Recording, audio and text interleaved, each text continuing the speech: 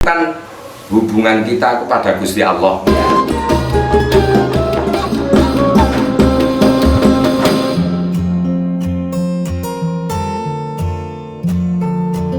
Saudara-saudara, Assalamualaikum warahmatullahi wabarakatuh. Waalaikumsalam warahmatullahi wabarakatuh. Ini saya awali dengan saudara-saudara, biar seperti Belanda ya. Oke, kita ketemu lagi bersama kami berdua. Ada saya Danu Sang Bintang dan juga Gus Khalil Mustamid Asrori. Tentu seperti biasa di Kuplo, kulik pengetahuan lewat umur kita. Nah ini sorry, kemarin saya nggak jadi datang ke sini karena saya punya sesuatu yang harus saya kerjakan. Atau kemarin saya juga punya janji sama orang, tapi saya harus bikin alasan lagi karena saya juga ada pekerjaan lainnya. Mboten napa-napa Mas. Nah ini, dan ini sering juga tau. Boleh nggak sih ke saya alasan gitu? Ya boleh, asal masih wajar-wajar saja. Yang tidak wajar seperti apa? Yang tidak wajar itu kalau banyak alasan. Begini, kita tidak bisa berjalan karena kaki kita sedang sakit. Udah, itu aja, wajar. Wajar ya. Saya nggak bisa berjalan, kaki saya sakit nih. Ini kan alasan ini. Ya. Atau begini, kemarin kan Mas, tema kita tentang nikmat Allah itu ya. Kita tidak akan bisa menghitung nikmat Allah. Kalau kita sering menghitung nikmat Allah, jadinya nanti ya terlalu banyak alasan. Ya. Terlalu banyak alasan itu biasanya orang yang terlalu kokean alasan, ya. Kebanyakan alasan itu dia masih suka menghitung nikmat Allah. Ada kaitannya itu. Iya, ya. Karena apa? Karena biasanya orang yang banyak alasan itu melakukan sesuatu karena pamrih. Dianggapnya orang lain juga seperti itu. Sama dengan dia, wah maaf aku kemarin nggak bisa datang ke jenengan. Dianggapnya jenengan itu orang lain itu sama dengan dia. Kalau saya tidak bisa memenuhi janji kita dengan orang itu, maka orang itu akan kecewa. Dan ukurannya dirinya sendiri. Dianggapnya orang itu melakukan sesuatu sama dengan kita. Tidak terasa, tanpa terasa ketika kita kebanyakan alasan itu, ketulusan kita diragukan. Atau orang yang banyak alasan itu salah satu tanda orang yang sedikit ketulusannya. Semakin banyak alasannya, semakin sedikit ketulusannya. Kita pernah bahas tulus, ikhlas. Nah, nopo kok ra iso ngene? Wah, pancen ra iso. Kayak loro. Ya udah. Tenan aku jane iso, jane itu orang yang banyak alasan itu juga bisa jadi dampaknya pada ketidakberhasilan juga ya. Iya, nggih. Ya. Seperti gini, kemarin kita penjenengan ngobrol tentang bekerja dan beribadah. Ya. Bekerja itu ya udah, kita nggak usah banyak alasan agar begini, atau ibadah juga gitu. Karena kita oleh Allah dititah untuk benar dan baik. Ya. Karena kita oleh Allah dititah untuk beribadah. Ya udah, beribadah itu nggak usah pakai alasan agar masuk surga, atau begini, ada dawuh min husni islamil mar'i tarkuhu ma la yaknihi. Di antara tanda-tanda keislaman seseorang itu baik atau tidak, atau ukuran kebaikan agama seseorang itu diukur dari seberapa dia meninggalkan hal-hal yang tidak bermanfaat, gitu kan? Nah, salah satunya mungkin rokok ciki-ciki, rokok pabrik, karena saya masih rokok. Alasan ini termasuk alasan dan nggak baik. Saya ingin berhenti merokok. Kenapa?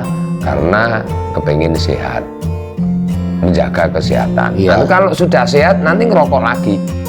Saya kepengen hemat. Nanti kalau uangnya udah banyak ngerokok lagi. saya kepengen berhenti merokok agar tidak mengganggu lingkungan.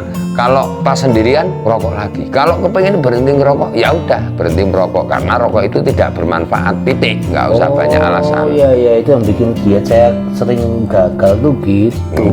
Saya diet berhasil turun 12 kilo gitu. Tapi setelah turun 12 kilo, aku iso diet toh, besok diet meneh, saiki mangan sih. Nah, gitu ya. Jadi nggak bisa gitu ya. Jadi harus konsisten. Iya, ya alasan oke lah karena kita masuk makhluk terukur. Tapi alasannya juga yang masuk akal, yang wajar, nggak usah banyak alasan, Mas.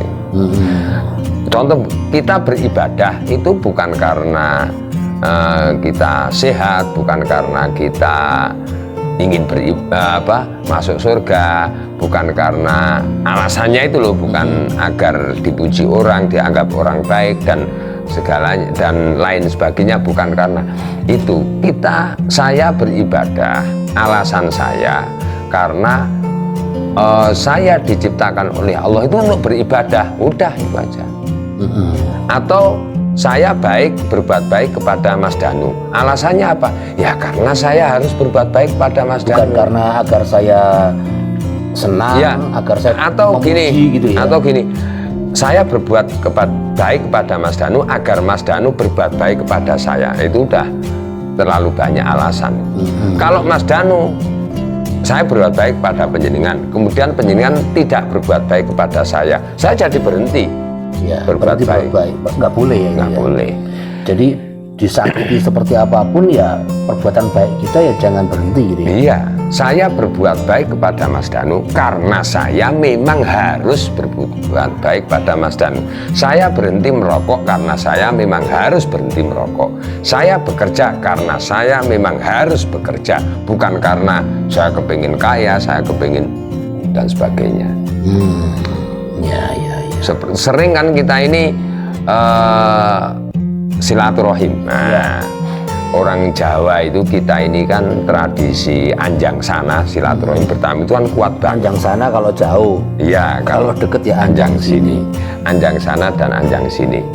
Nah, kalau Lebaran itu Mas kan ditanya, kenapa kamu kok enggak silaturahim ke Pak Slamet? Pak Slamet itu kan saudaramu.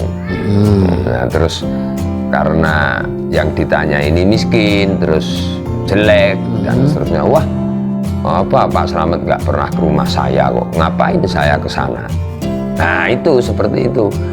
Dia ketika melakukan silaturahim kepada Pak Slamet itu menunggu setelah Pak Slamet silaturahim ke dia. Ya kapan dia akan jadi silaturahim kalau seperti itu? Ya mestinya dia silaturahim ke Pak Slamet itu karena memang dia harus silaturahim. Iya, seperti belajar. Belajar itu ya karena memang kita diwajibkan belajar, bukan karena pengen pinter, dapat ijazah, dapat pekerjaan. Kebanyakan alasan. Habis. Saya datang ke rumah Mas Danu karena saya sudah berjanji kepada Mas Danu untuk datang.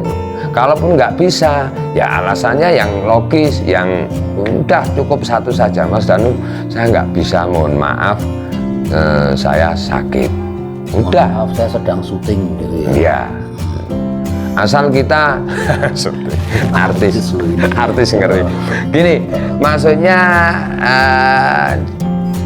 seperti ngendikani penjenengan tadi bahwa banyak alasan itu tidak baik. Ya, atau itu jadi salah satu tanda orang ini tidak tulus melakukannya. Gitu ya. Nah, kita ini sering mendahulukan hak ketimbang kewajiban. Nah, biasanya orang-orang seperti ini sering banyak alasan. Kalau bekerja ya nggak maksimal, dia mikir bayarannya piro, sak piturute. Mestinya murah gitu ya. Okay. Atau juragan itu kadang kewajiban juragan itu kan gaji. Nah, tapi dia lebih mendahulukan haknya apa? Ini pekerjaannya harus bagus, kamu harus kerja bagus, gini. Ya udah, nggak usah mau dia kok. Kalau karyawan digaji semestinya yang wajar, mesti dia akan bekerja dengan baik. Begitu juga karyawan atau buruh, ketika dia bekerja dengan baik pasti akan, itu udah auto sebenarnya. Nah, kita ini sering mendahulukan hak ketimbang kewajiban, jadinya ya sungsang sari. Orang tua itu fokus atau lebih mendahulukan anak-anak harus menghormatinya. Mestinya kan dia fokus kepada bagaimana saya mendidik anak-anak. Begitu juga sebaliknya, anak-anak itu lebih fokus, lebih sering berpikir saya harus disayang, saya harus dikasih. Mestinya anak itu ya fokusnya saya bagaimana berbakti kepada orang tua dan seterusnya. Oke, itu tadi kita sudah ngobrolin rasa kakean alasan. Nah, itu inti dari pembicaraan kita kali ini. Karena itu tadi mengurangi nikmat, membuat kita gagal, banyak hal lah implikasi dari banyak alasan. Jadi semrawut kalau sekali. Banyak alasan. Dan nanti akan muncul alasan-alasan lagi. Iya. Dan kemungkinan besar kita orang-orang seperti itu yang banyak alasan itu akan semakin banyak bohongnya. Nah, itu yang paling bahaya itu. Kakean dobos. Oke, betul.